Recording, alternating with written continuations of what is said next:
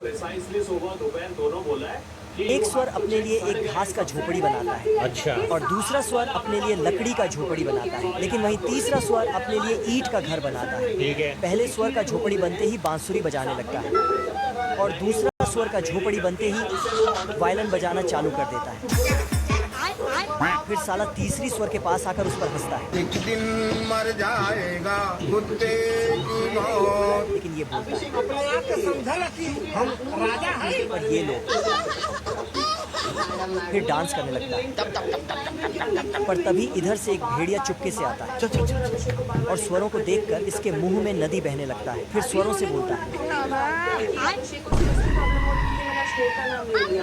तो स्वर अपना झोपड़ी में जाके छिप जाता है।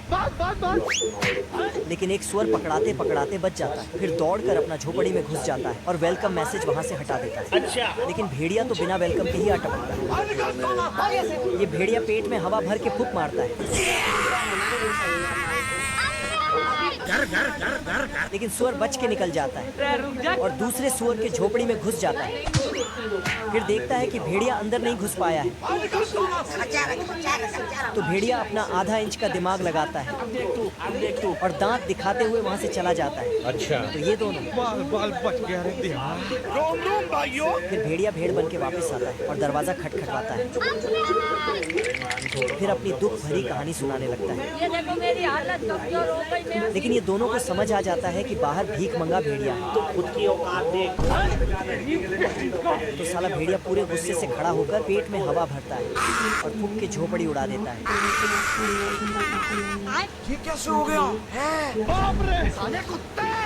फिर ये दोनों अपना जान बचाकर तीसरे सुअर के पास भागने लगता है। लेकिन भेड़िया उन दोनों का पूंछ पकड़ लेता है। पर तभी दोनों सुअर तीसरे सुअर के ईंट वाले घर में जाके छिप जाता है। फिर ये सुअर गाना गाते हुए बजाने लगता है।